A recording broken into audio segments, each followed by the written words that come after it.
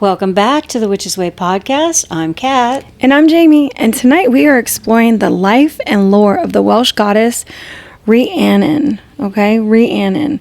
Now, I do want to give a quick spelling, I guess, even though it's probably in the podcast name. Should I? No, go ahead with Rhiannon. Rhiannon. We all know Rihanna. Yeah, not spelled the same as Rihanna. Rihanna. How do you say her name? I don't know, but there's also a Stevie Nicks song, Rhiannon. Okay. So there's, the name is out there, but I think it's a good idea to go ahead and spell the name for everybody. It is Rhiannon. So it's Rhiannon or Rhiannon. Rhiannon. Yeah. It depends on if you want the or the N. N-I-N. Yeah. That's how you wrote it out. So yeah. And here's the thing, it's like we haven't talked about goddesses before. No, never made it a point to talk about them. Even when we were running the New Witches Q&A for 3.5 years? 3-ish years, yeah. 3 years, 3.5 years we did that. We never really talked. We talked about deities, but we didn't really talk about. Not really. But we didn't really talk about goddesses. Yeah. And this feels like the right time to talk about goddesses and goddess Bring energy. back female power energy. Absolutely, because what's all the things that are going on. We don't need to mention those and upset anybody. But so we're going to do. It's like, I think about when we work with goddesses, we're reclaiming divine feminine energy that has been forgotten. So the more we retell the stories, the more we think about what they went through, the more that they can be an inspiration for our own lives. This, again, is just mythology, right? So it's a different pantheon. Each goddess will come from a different pantheon. This comes from the Welsh pantheon. Not that I know that it's actually called that. It's just called, there's a name of their books for their stories. Mm-hmm.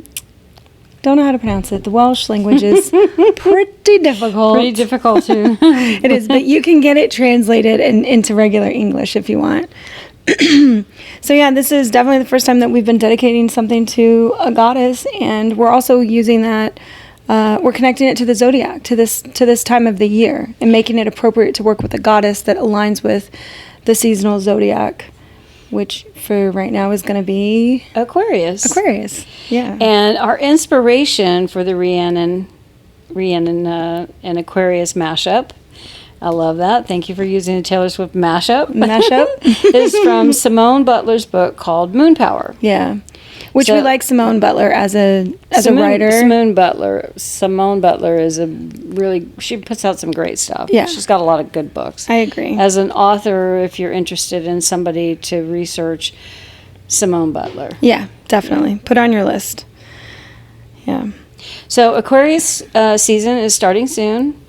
And if you're not an Aquarius, you may not fully know how to work with this energy. Instead of telling you one more Aquarius energy story, we want to introduce you to a new story you can connect with. Mm-hmm. We're going to explore Rhiannon's mythology story, magical associations, and how her energy aligns with Aquarius season. We've also included practical ways to work with her magic during this time for personal growth and empowerment. So that's right. Let's jump in. Let's jump into it. The Legend of Rhiannon.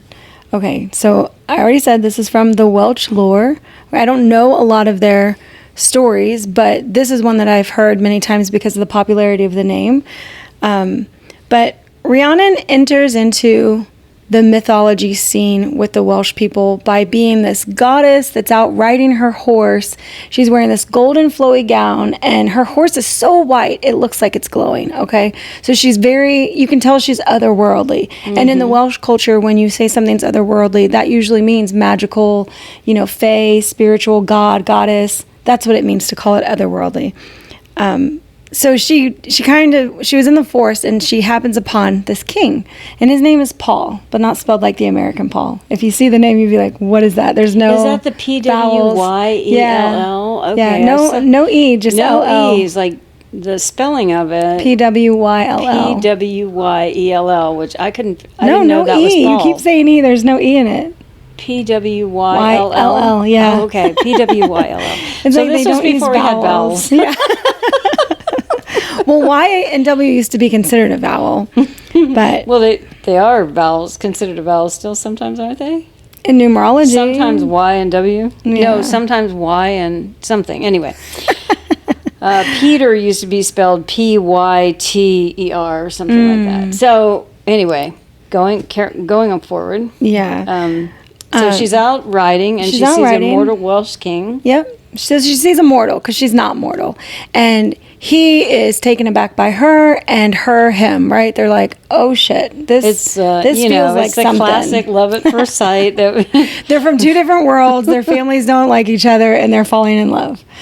But her biggest thing was she really didn't want to give up her independence. This is why she's considered such a strong female archetype, like such a divine feminine energy, because her independence was it was part of who she was, like her personality and what she stood for. Yeah. So she didn't want to give up her independence, but her family kept trying to force her or suggest that she should marry all these otherworldly men. And she finally said, fine, if I'm going to get married, I'm going to do it my way. I'm going to marry the mortal king against her family's wishes, right? Rebellious, just a little, as all good women are, fighting back against it all.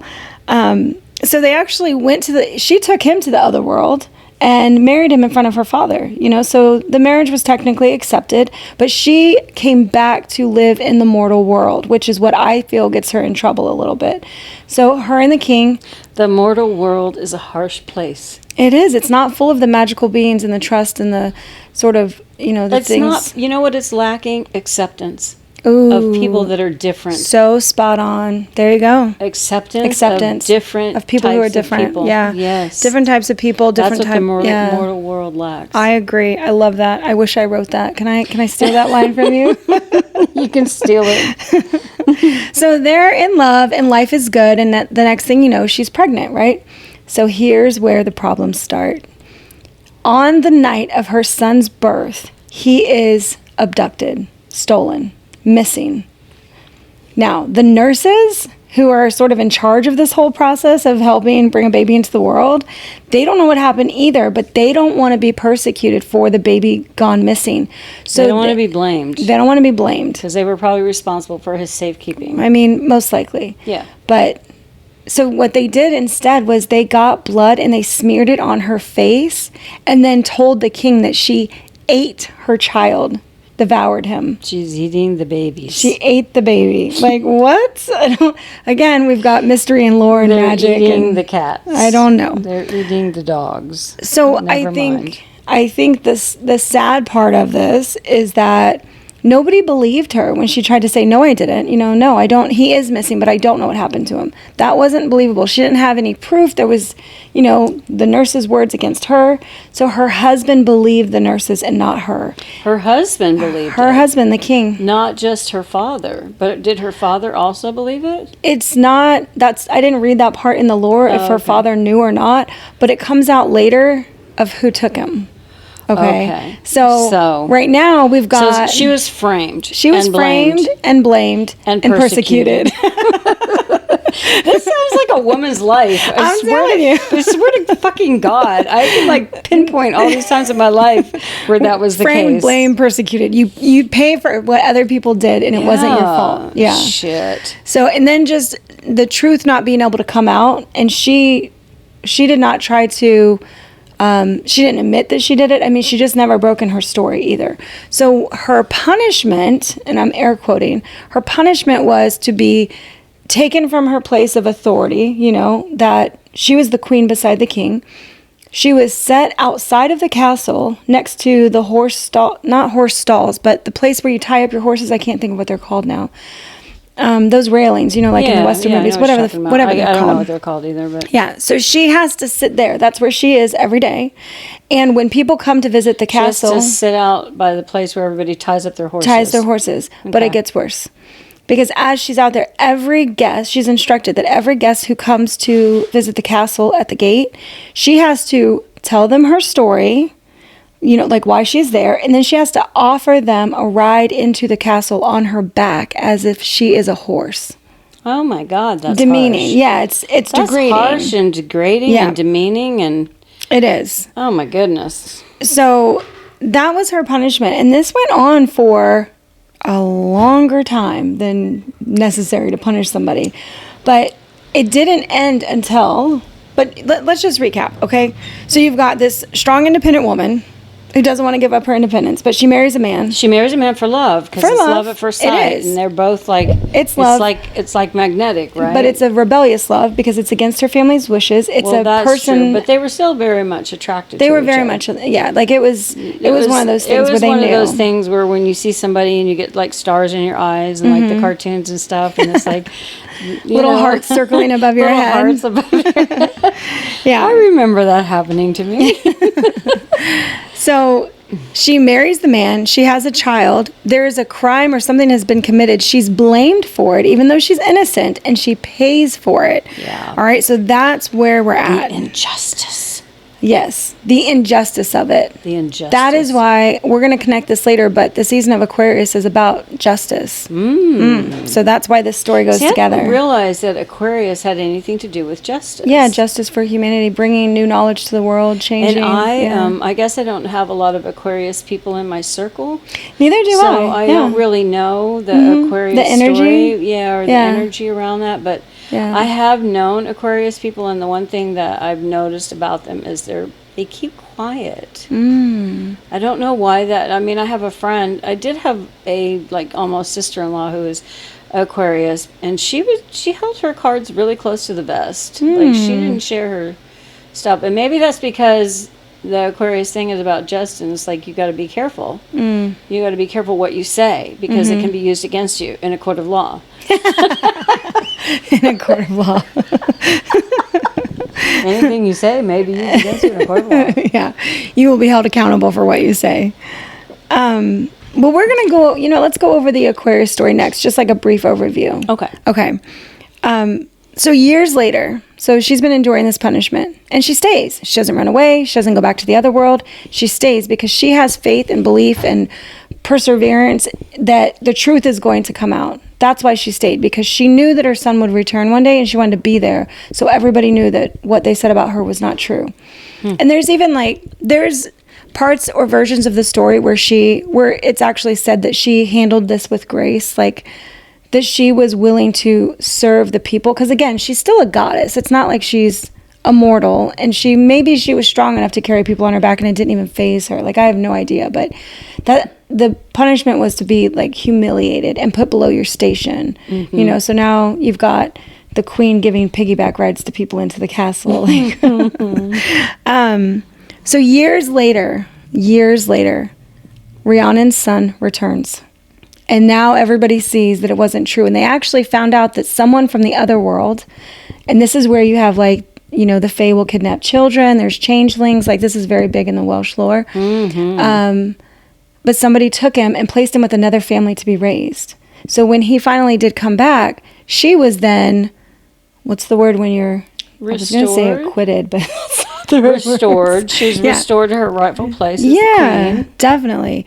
Because the truth came to light. Her punishment, with that restoration, she's no longer being punished and have to stand outside the gate by the horse tie-up thing, whatever you call that. I can't think of what it's called. It has a name. It has a name, and I can't think of it. I'm like picturing it, but I can't. I don't know.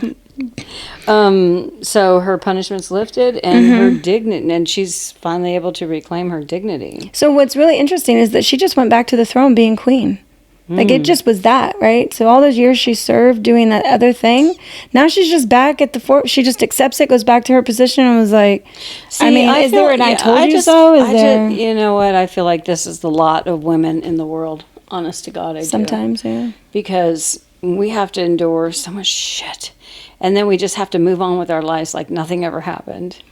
And then we end up somewhere along the line feeling really Resentful.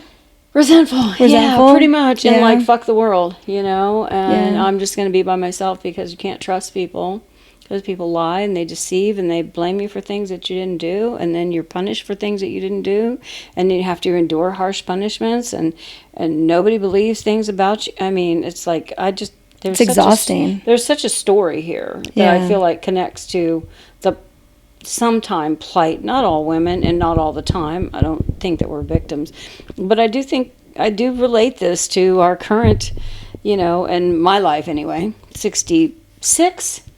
66 years. 66 years on this planet, and the things that I've had to endure, and the way we're trying to go backwards. And anyway, but we were going to connect the Aquarius story to the Rhiannon.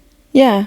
Am I saying it right now? I feel like I got to go back and look at the REE-ANN-NIN. Yeah. Rhiannon. That's like to say it phonetically correct. So Rhiannon. Rhiannon. Yeah. Okay. So we're going to talk about the Aquarius. So we kind of have the story now of Rhiannon. We know who she was. We know what happened to her. We know she endured. She persevered, and she was eventually the truth restored her. Yeah, like, she eventually stayed for the she truth. was. Yep. I can't think of the word, but eventually her dignity was restored. Her position was restored, and all the things that people thought that she did were found out to be untrue. And her son, more importantly, She got her son back. She got her son back. Yeah. So he's not as important in the story, which is kind of funny, but it's just That's like, okay. oh, my kid's back. You know, they don't even say his age really, but now we're going to talk about Aquarius. the water bearer. Okay. So if anybody ever looks at the zodiac signs and thinks about, there's like 4 fire, 4 water, 4 air, 4 earth. Aquarius is the one that will fuck you up because it's called the water bearer, but it's an air sign, right? Like, it's the confusing one. Couldn't they have done Literally. better? Like, seriously. I don't know. Blame it on Zeus. I'll blame Even everything the on Zeus. symbol for Aquarius is like the squiggly fucking water lines. It is. When yeah. I was learning the zodiac all those years ago, I was probably 16. That was the one I would always end up with 5 water signs, not enough air signs. And I'm like, wait, what? What happened? Yeah, how is Because the it didn't water? make any sense to me. Well, because the water bearer, okay, so the symbol of the water, that's his symbol, right? I mean, in the zodiac, it looks like 2 little lines that look it's like water. waves. Yeah. But the water bearer, what he's doing is he's pouring out knowledge. Is that what he's Yeah, doing? it's like knowledge, hope, transformation. Yeah. There's all this. So it's not the water's not the important thing. What the important thing is what he's pouring out of his cup. water bearing Yeah, barrel. the water bear. Yeah, whatever it is, the jug or something. The 'Cause jug. It's like kind of like it a is. jug. It looks like a jug. that pours out. That he pours out, and what he's pouring out is knowledge Yeah. and It's like knowledge, hope, and transformation. Transformation. Yeah, because Okay. knowledge equals transformation. All right, so really quickly, let's go through the story of the person, the mortal, who became the immortal water bearer for Okay. the gods. So we have to go into the Greek pantheon, and his name is Ganymede. Ganymede. Ganymede. Yep. Ganymede. Ganymede. So, for everybody out there, you can't see what we're looking at it, but it's Gan, so Gan-na, N-A-H, M-E-E-D, Ganymede. And that's how we're pronouncing it, but his name to spell it is Ganymede.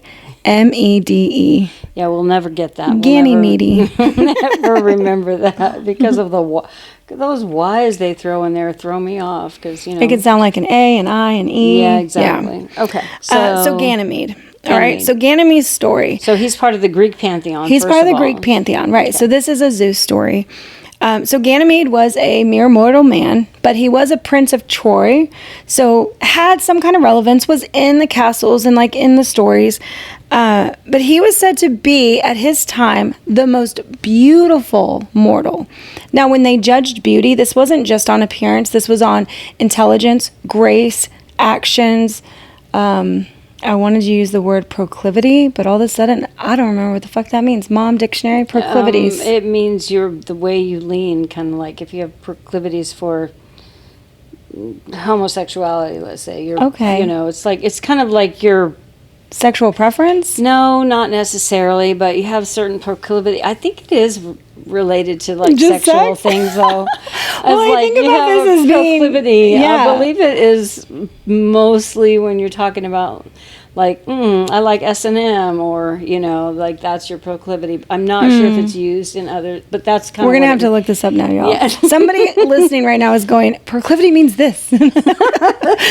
We need an assistant to Jenny always looks text to me us. as Webster's, and then I have to do. grab my phone and look up my Webster Just to be dictionary sure. just to make sure, because I kind of know, and Yeah. then I always learn something. So good to learn things. If you don't know what the word Proclivity proclivity is. means, Yeah. this is a good time to look it up and We're learn a gonna new word. fucking learn it. I don't know. so his leaning was towards like this very shining example of what a mortal could be, I guess. Because, you know, in the days of Zeus, you had a lot of weird injustices and all the weird shit that happened with people. But the gods getting involved in humans' lives is a big part of it. And they could choose to bring a human back to Mount Olympus and make them immortal. So Zeus really liked Ganymede, and he decided that he was going to abduct him, another abduction story, okay, and brought him to Mount Olympus, the home of the gods. But he didn't do this as himself. Zeus often did not appear on earth as himself ever. He took the form of other things. So he actually flew in as an eagle to abduct Ganymede, all right? But once Ganymede got up there, and the reason that he was picked was shown to him, he was very fucking happy to be of service to the gods. He was like, you know, maybe you could have asked me, I probably would have went with you anyways. But him being up there, Zeus gave him the job of the cupbearer. So we think about water bearer, cupbearer, which is the person who serves the drinks. The cupbearer to the gods. The important part of what a cupbearer is to the gods is what they're actually serving the gods. The nectar and the ambrosia was considered the drink that made them immortal.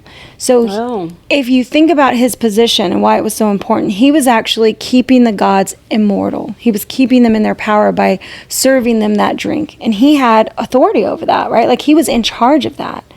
So he sort of became in charge of the gods continuing to have this immortal life, this long life. So in return, Zeus, because, all right, once Ganymede got up there and everything was fine, and he's like, I can stay here, it's not a problem. Ganymede's dad lost a son, and Zeus felt like he needed to repay Ganymede's dad, so he like gave him a bunch of gifts and made him rich. Compensation for the child, for the kid. We're going to pay you for the kid. That's that right. We took. Yep, the kid we took. So what did he get? Divine horses. So this was now, he could give them a gift that was magical, right? So now Zeus allowed there to be divine and magical horses within Ganymede's family. Okay. So that's just how they retold the story on Earth, that this was a good thing, right? Instead of saying like, oh, my son got abducted by Zeus, Zeus is an asshole. They were like, Zeus made my son immortal and he gave me these divine horses. I think we're good. Oh, well, he gave him a really important position too. He did. I mean, he was going to take care of as the water bearer. He's like essentially the cupbearer. He's essentially replenishing the gods so that they can remain gods. Yeah. And yeah, it's very interesting. We are in the middle of a podcast. Yeah. I'm so sorry. Do you guys mind if I take some condiments for the party? Okay.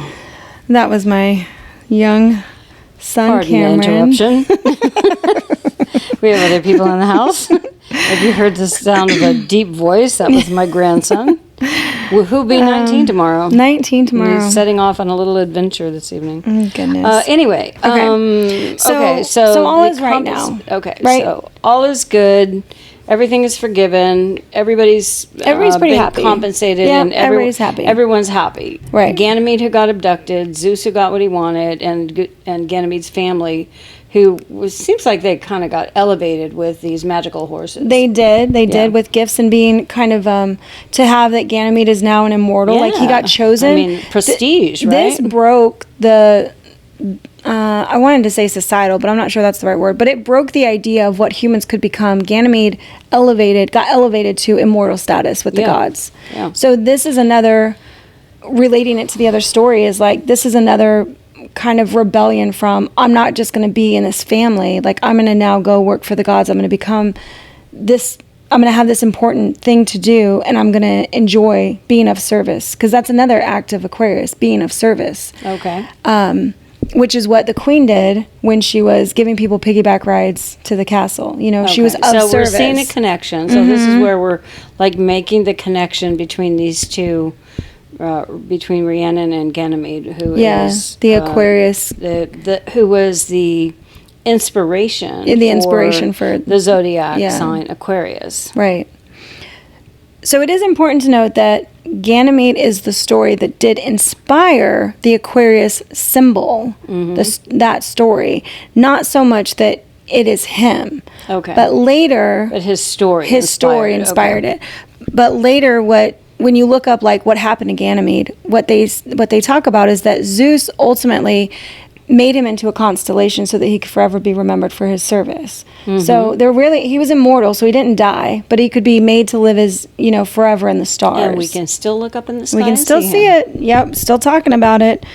So now we know both stories, right? And looking at, that's what I started to do. Let's look at how they fit together so we can really solidify the connection between this goddess. If you don't want to celebrate like the Aquarius season, or you want to do something instead of the normal Aquarius stuff, you can turn to the story of Rhiannon. I could totally get down with that because I don't know any Aquarius. Me neither. I have zero. My almost like knowledge. Former really. sister-in-law. Yeah. Angela. Oh, okay. Well, I almost married her brother. Yeah. Or at least I was with him long enough to, whatever. But anyway, she was my almost sister-in-law.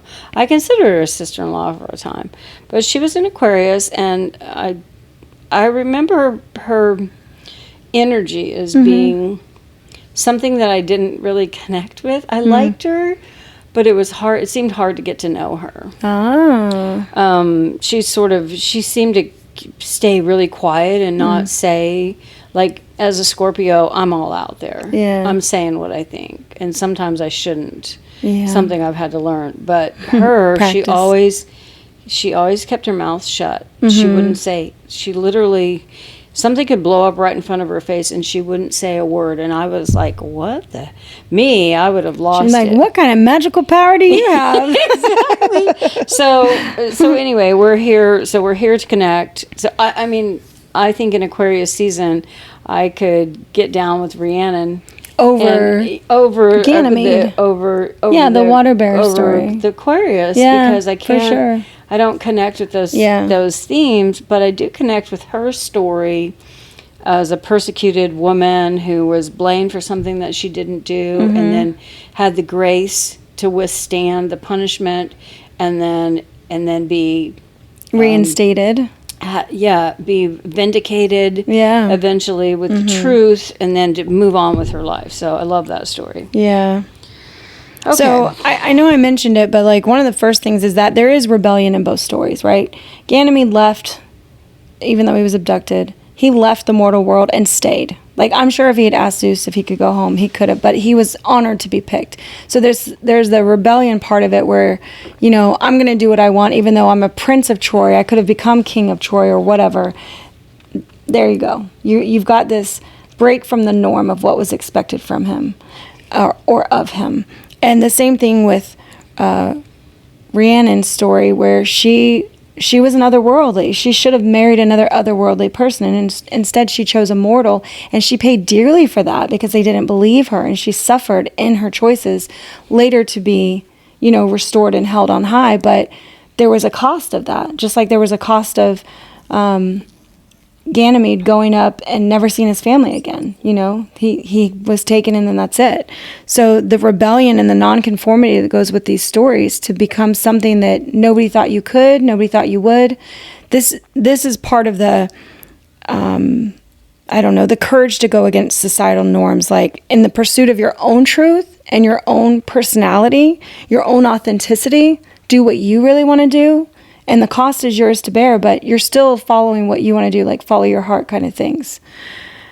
I think the next overarching theme that you can really see is that this talks about justice and perseverance, especially with Rhiannon's story. Like, hers is definitely about, she wanted justice and stayed until she got it, and the perseverance to get through the hard time while stuff was going on. Ganymede, he has the tones in his story for being chosen for like his purity and integrity, but the elevation of that is, it's more fairness and idealism, because it's like, who can reach that high, right? Nobody says, I'm going to grow up and be a god one day. I'm going to grow up and be immortal one day. I'm going to grow up and be immortal. Yeah, like the perseverance to just, once it starts happening to you, you're like, I fully accept this path. I want to engage in this. This is what I want my truth to be.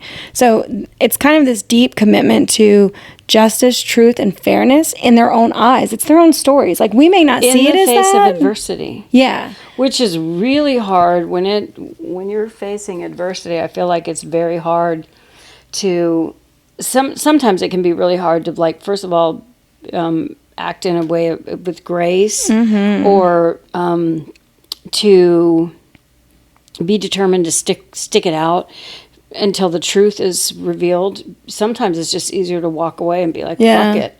It's too much for me. I can't handle it. That's my habit. Like, up until probably 10 years ago, that was what I did. I walked away from everything. Friendships, jobs, relationships, just left. So, you know what? Sometimes it's just so daunting. It's exhausting. daunting. It's overwhelming. It's exhausting. It feels like you'll never actually get the justice that you deserve. And so it's just easier to be like, fuck it, I give up. Yeah. So this is about, you said this is about, so perseverance. Yeah. I mean, it's definitely perseverance. And then perseverance in the face of hardships. Like, Aquarius is also known for standing up for what's right. So that's the same thing. Perseverance during hardship. It's like to stand up for what's right, to be there, even if you're standing alone. You know? That's hard. It's very fucking hard. That's really hard. I did it. I mean, I got punished for it. It ended my Navy career. Fuck yeah. Your whole story of that is my whole story. The whole story that is your PTSD story is about that very thing. Trying to stand up for what's right and being punished for it. Absolutely. To try to protect. If you guys don't remember that story, we've talked about it on different podcasts. We won't talk about it again here, but Jamie has a whole story about what happened to her in the Navy, and it's somewhere in a podcast we've already had, and we're on There's number already one. 20? 20. I don't know. Are we on number 20 now? I can't We don't. remember. But anyway. Do we number them when we're... Go back to the very first podcast and start listening, and you're going to learn all of our stories, and then you'll be caught Find up. out all the shit we've been through. Well, up to the point now that we've shared, but eventually we're going to share pretty much everything. There's like no... there's no closets here. No closets. Yeah. Okay, so going forward, deep commitment to justice, truth, and fairness in the face of adversity. In the face of adversity, it's very hard to do. It's very hard to stand when you're standing alone. It's I feel like we can look to this for inspiration or support, or if you are going through a really hard time during this Aquarius season. Or any time of the year. Or any time of the year, but especially now, because we're in that season. Yeah. And it's the dark winter months where shit's just harder anyways. It just always feels harder when it's dark out and there's not a lot of sun energy. And, it really does. You want the light and the warmth and you miss it. I need the long days. I love the I need the long Sundays. I love the long days. Sunny days. I can just get so much more done. Yeah. It just really shortens my week when when it's dark at 6 o'clock. When the moment you get off work, it's dark outside. Before I get, when I used to drive home from work, and when I was in Kansas City, and I would drive home, I would leave the house, and the sun was almost down, and by the time I got home, it was pitch black out. Boo. You can't do anything. Just no. So, anyway.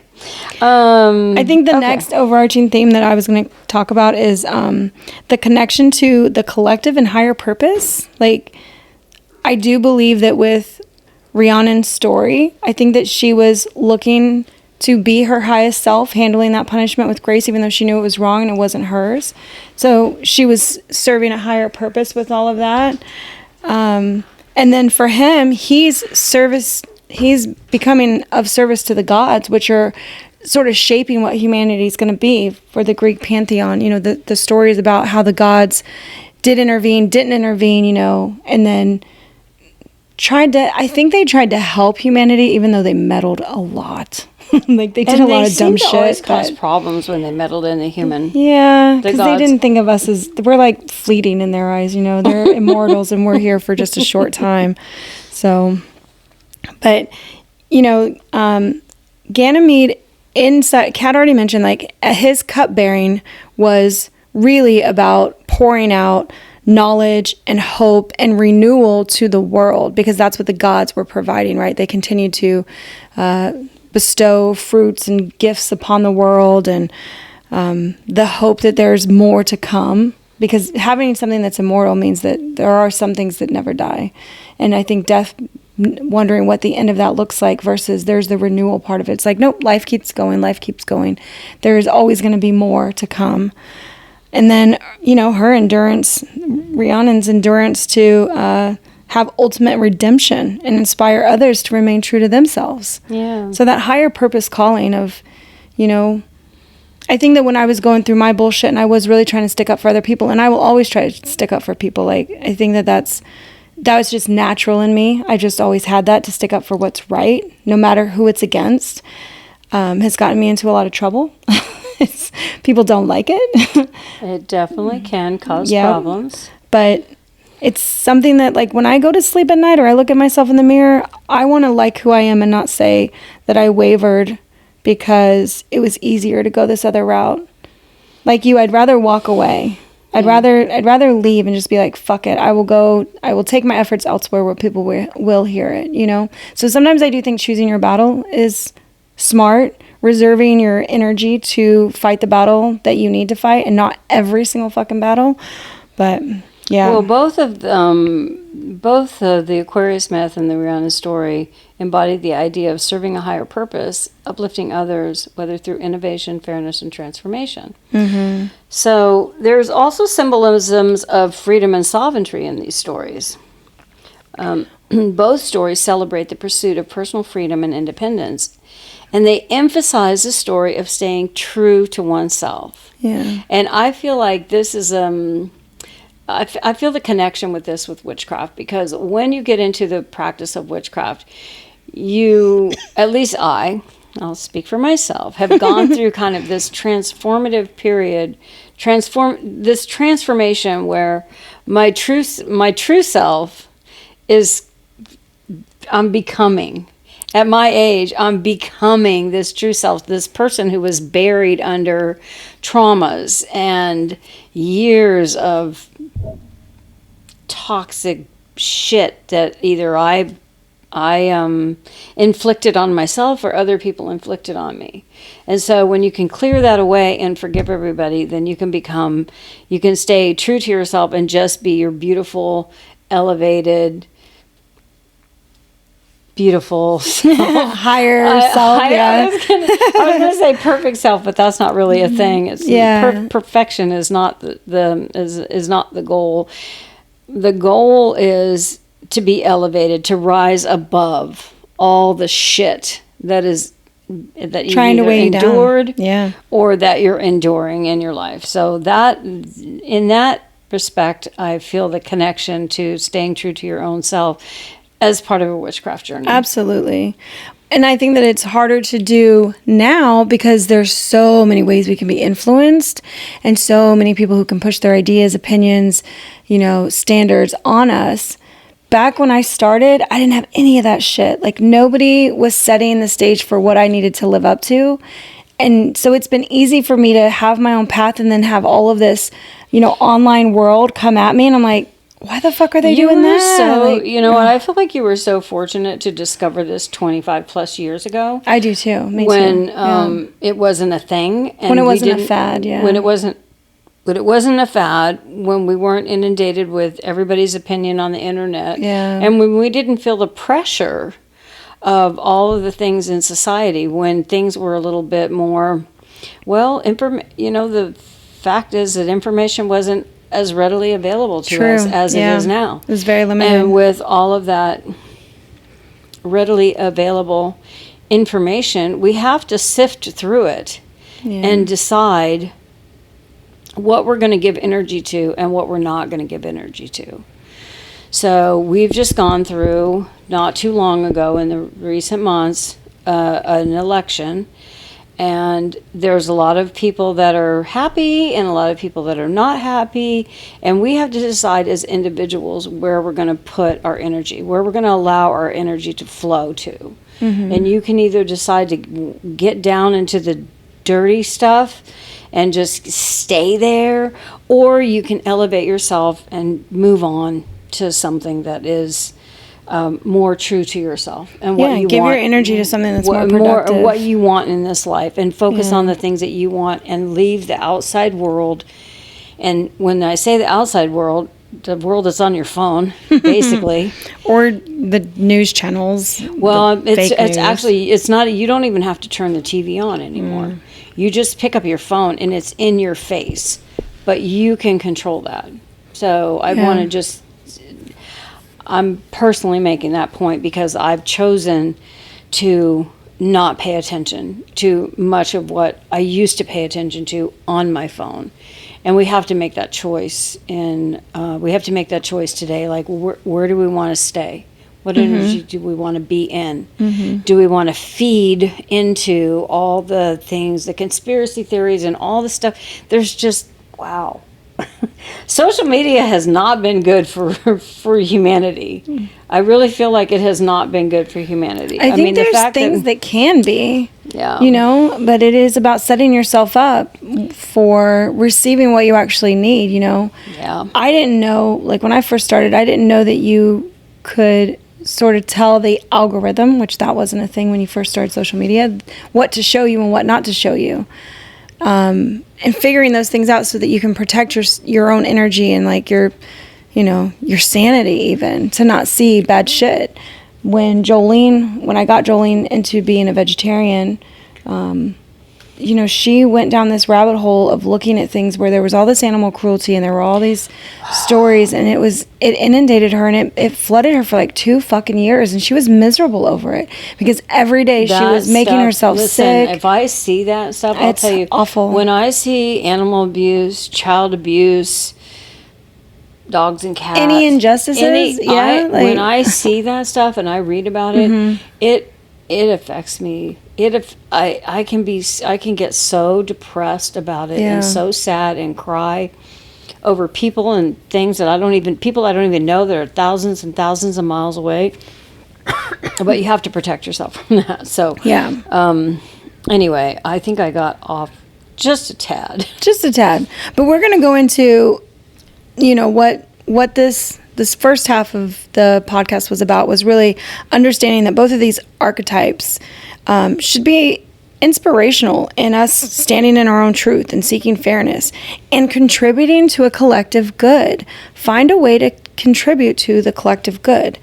So the two stories make it a really perfect, they complement each other, I guess is the way to say it. They perfectly complement each other for personal and spiritual growth during the Aquarius season, because that's what this is about. It's like the rebellion, the freedom, the justice, the serving on a higher purpose. But now I want to get into something that's much more witchy, and that's how to work with Rhiannon's inner or magical working. What am I trying to say? How to work with Rhiannon as a magical before deity. you get into that, you get into Rhiannon, I just want to say, I just want to like give this little like transition from that to that, and that is that the Aquarius story and the Rhiannon story converge in themes of rebellion, justice, freedom, and service to a higher purpose. Both archetypes inspire us to stand in our truth, seek fairness, contribute to the collective good, making them perfect complements for personal and spiritual growth during Aquarius season. Yeah. So go ahead with the magic of Rhiannon. Oh, listen, Rhiannon. Working with Rhiannon's magic, I love her. So if you look her up, you may find that she's called Queen of the Fae. Again, otherworldly is a better way to describe this, because it wasn't just like a Fae realm. It was where all magical workings happened, all the magical entities, whatever you want to think about. If there were monsters, lore, the magic, everything that wasn't mortal and human. So working with her magic is awesome for women, because there are strong truths for independence and us holding our own and like reclaiming our own power. The first association that I want to mention is her animals and her familiars, which I just love. So I know in her story we talked about her glowing white horse. So horses represent freedom, and they represent power, and they also represent spiritual journeys. I really love the Kim Cran's deck, the Wild Unknown Tarot. And she has the Chariot as this horse, and I love that card. It's so beautiful. The depiction of a horse being the Chariot card in the tarot is just, it's powerful for me. Every time I see it, I'm like, God, that's a beautiful creature. I can feel the magic coming off of it. So that's her first animal. And then her familiar were these birds. And most of the time they say they're blackbirds. They're singing blackbirds. And what the blackbirds did for Rhiannon, because for a time they say that she ruled the underworld. But I think that's a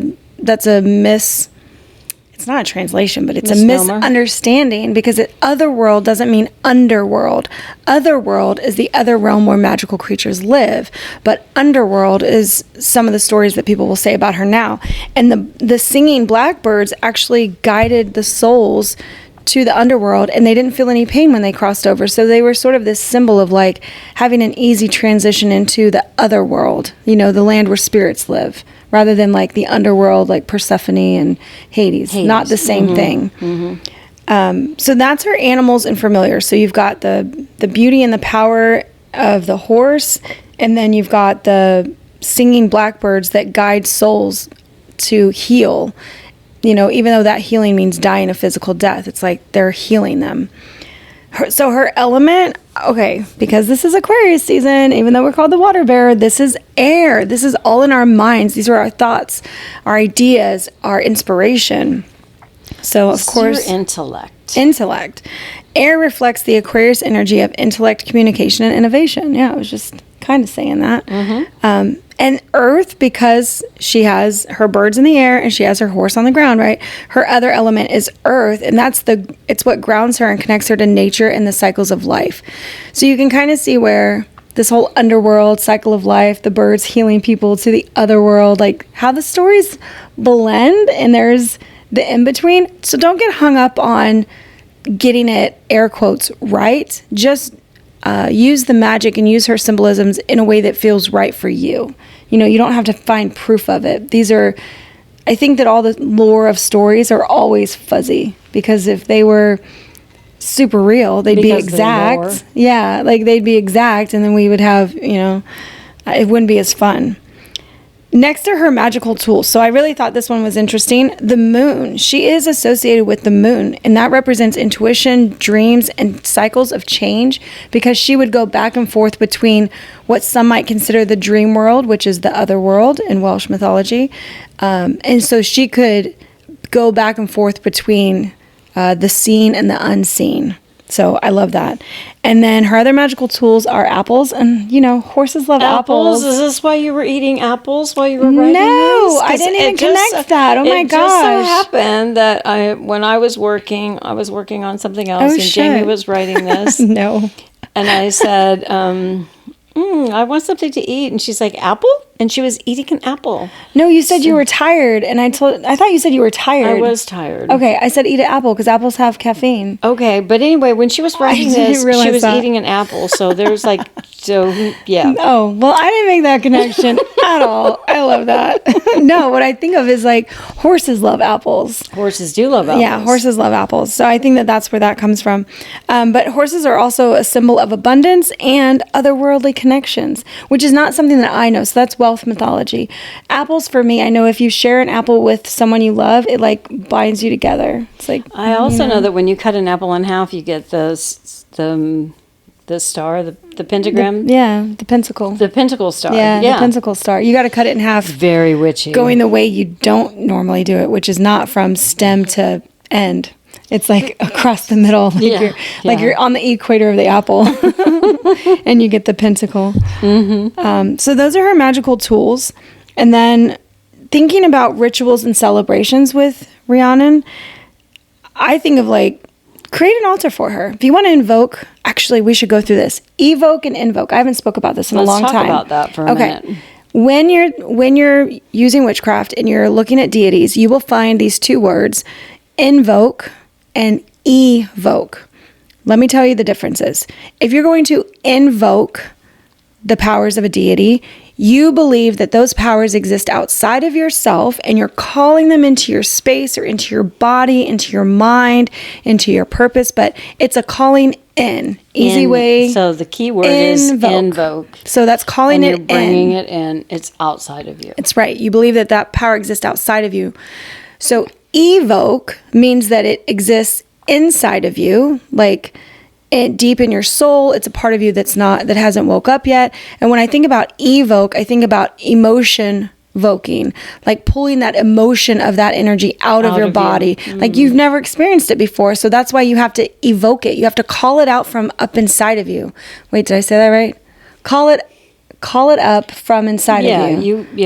You're like imagine it's a kernel that's never been popped before, right? Yeah. It's a seed that lives inside of you that has never been accessed. And so you have to spend the mental energy, the thought to say it's in your body, believe it's there, and all you want to do is have it as an experience. So you call it up to like flood your system so that you can experience that. You bring it up. You bring it up from the depths, from the of inside. you. So, evoke, invoke. Yeah, so evoke and invoke. It's easier. It's easier to remember just that invoke is you're bringing it in. Bringing it in. And then you already know automatically the other one, it must be in you. Yeah, it's already in you and you're calling it forward. Yeah. But doing altars where you want to create symbols around her to invoke or evoke her magical abilities. Think about the things that represent her that we just talked about. White horse figurines, you could do feathers, apples, moon imagery, for the black birds, there's also black berries. Like there's any fruit that symbolizes black. What were you about to say? I was about to say, what were her magical abilities again? Can you remind me of that? She doesn't have magical abilities. Oh, okay. She has magical tools and like things that represent her. Oh, okay. I mean, her only magical ability would really be that she can travel in between the worlds. Okay. The other world and the mortal world. Okay. But it didn't say that she did anything like, no, she didn't she create. wasn't able to turn night to day or something like that. No, nothing like that. People into fairies or... No, it never talks about anything like that. Okay. Now, her being a goddess, because she is considered a goddess from that realm, it didn't even call her immortal. It just called her a goddess. So they didn't give it a length of time. But they say that she was able to go from the other world or underworld back to the living world. Mm-hmm. Which I guess the mortal world is the living world. So she traveled between the realms. She traveled between the realms, which is why the moon is part of her symbol. Because the moon does that for us, gets into the dreamy... night where we don't know what the hell's going on or we know everything. Yeah. And I love this because I know, Aquarius season, we've got Imbolc coming up, which is really the first beginnings of what spring might bring. And that's on February 2nd. So in America, it's Groundhog Day, where we have 6 more weeks of winter or summer or winter or what? Spring? Early spring, 6 late more weeks winter? of winter. I don't fucking know. Yeah. I never watched that thing. Anyway, Phil up there somewhere. Puxataning Field? Poxahani, whatever his name is. I can't think of what his name is. Puxatani? I don't Anyway, know. Groundhog's Day. You guys all know the movie? Love the movie. Love Bill Murray. Yeah. So you can honor her during the Imbolc or the full moon. So these will both happen within the Aquarius season. By lighting candles and offering oats or apples. Ooh, so horse stuff. when we think about horses, so the horse was her tool, her transportation method. Yeah, she rode the horses. So the birds were her familiars. It was like they helped her influence but the horse humans. was how she really moved through the world. Yeah, like that was her Through the other companion, I world. would almost say. Like the horse was her companion. She's very close with the horse. Yeah. So that's A girl and her horse. a girl and her horse. So this is a time for lighting candles, offering oats or apples. So just think of the horse if you're wanting to do an offering during a celebration for this. Yeah. And I picture it when we do offerings for deities, it's really about, you're not really offering anything to them, but you're offering things to their familiars, the animals they work with, symbols of them, things they've done so that they know it's for them. Mm-hmm. And I think to give her horse presents is to call her forward, Yeah. That's the way I think of it. Sure. Yeah. So working with her energy, her magic is more about perseverance and personal challenges. Perseverance in personal challenges. I would say perseverance through instead of during. Okay. During. Yeah. But perseverance through personal challenges. Yeah. I mean, perseverance as a descriptive word stands alone. That means you persevere, you get through shit. You withstand, you tolerate, you get to the other side. That is the definition of perseverance. So you don't even have to say impersonal challenge because perseverance is you going through something that's personally challenging. That is a fucking challenge. Yeah. That you have to persevere and get to the other side of that. So her magic. Yeah. Perseverance. The other part would be for independence and freedom in your life because that's who she was, and that's what she stood for. And I really love that in 2025. for us females. You know, we're battling a force that we're going to be battling for a little while. So I think that our independence and our freedom is really huge for us, especially if you're here in the United States. Next up would be building a relationship with Rhiannon. Okay. Yeah. Do we know what she looks like by chance? Did you happen to look her up? No, as far as like they describe more of what she's wearing, that she's young and beautiful and she's a goddess. I mean, so it's nothing she was not so known for She's her not like looks. Diana or some of the Yeah. other goddesses that like the triple